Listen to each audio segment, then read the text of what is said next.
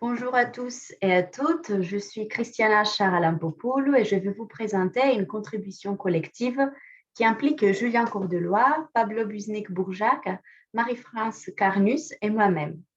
Notre communication est inscrite dans la recherche-action EDIC Covid et vise à rendre compte d'une expérience d'ingénierie coopérative en INSPE dans le cadre de l'hybridation d'un séminaire de formation à et par la recherche en contexte de pandémie.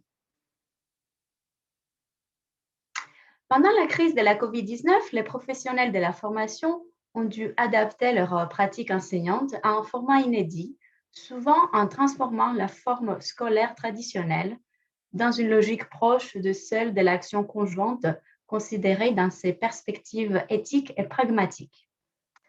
L'ancrage didactique clinique de la recherche-action et du COVID nous amène à questionner l'influence du rapport au numérique du sujet formateur pris dans le didactique sur les pratiques didactiques et pédagogiques.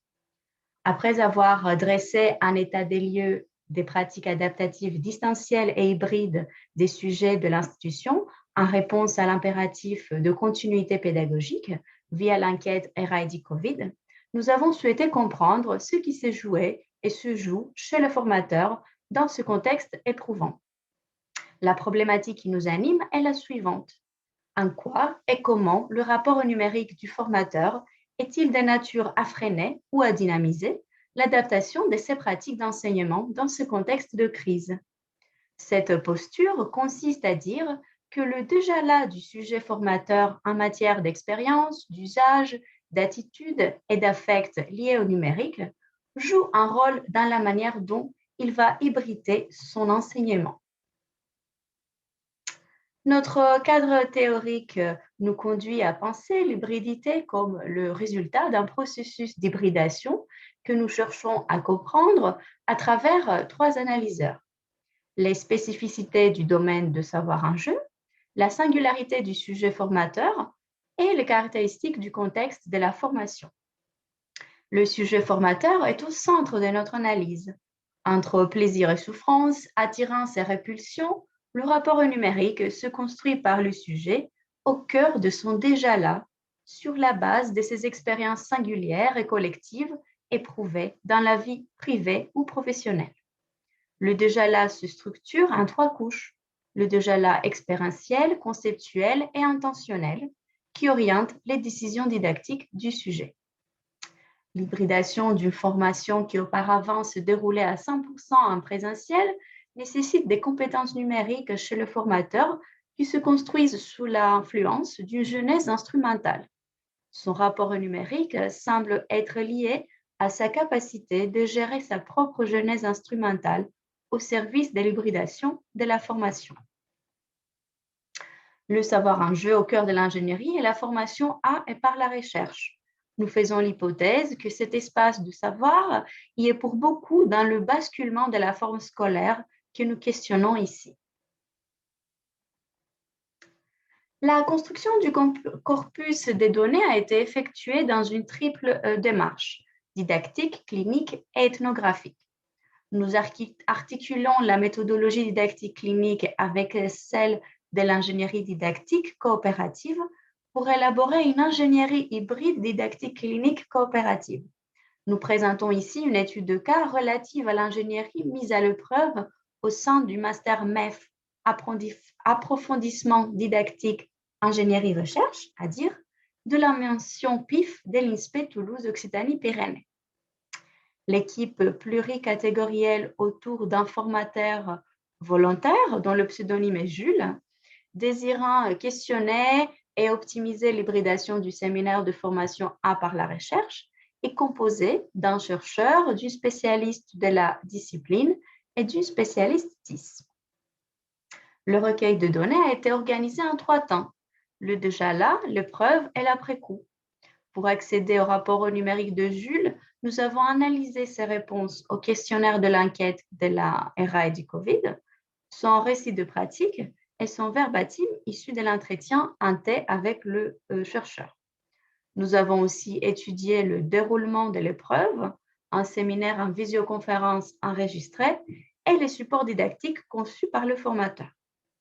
En parallèle, dans une démarche ethnographique complémentaire, nous avons mobilisé tout discours oral et écrit, considérant que chacun des échanges, chaque production formelle et informelle peut donner lieu à une production de données. Alors, ce master s'adresse principalement à des enseignants du premier et second degré et à des CPE. Un travail personnel hors maquette comprend, entre autres, le travail exploratoire d'investigation de l'état de l'art sur une problématique professionnelle et la formalisation du mémoire au regard d'un cahier des charges.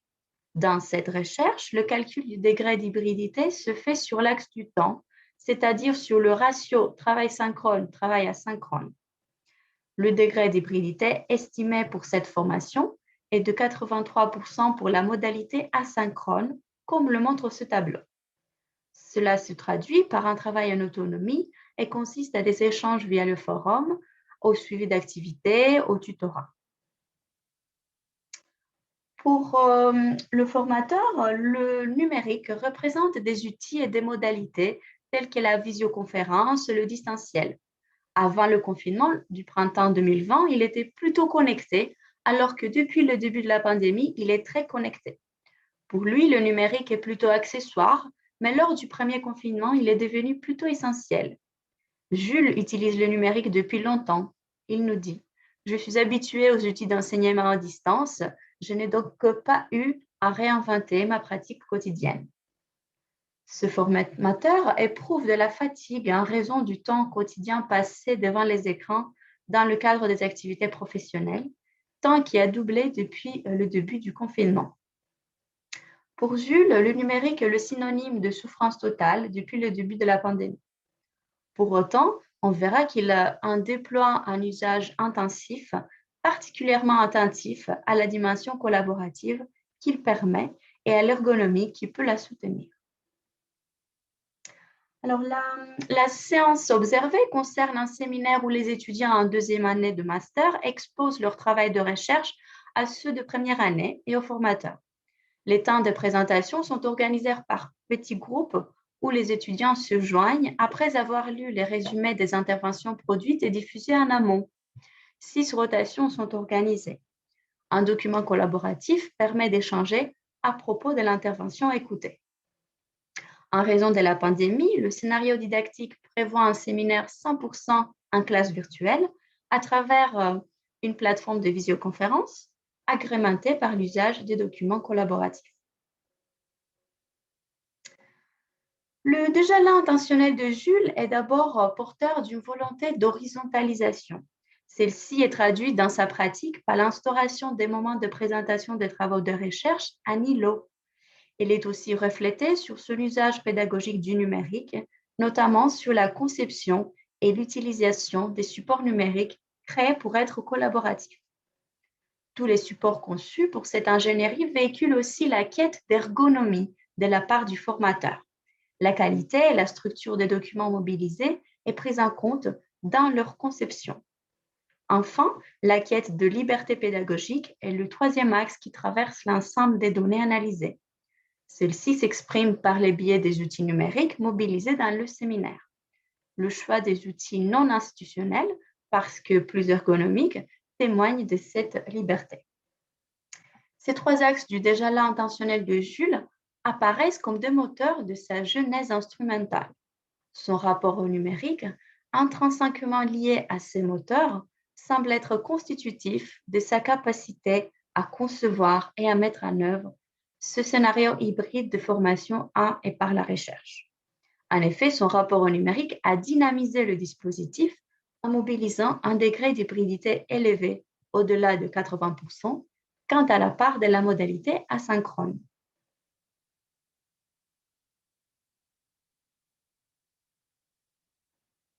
Ce travail ouvre des pistes de réflexion autour de l'hybridation du formation, modalité qui remet en question la forme scolaire.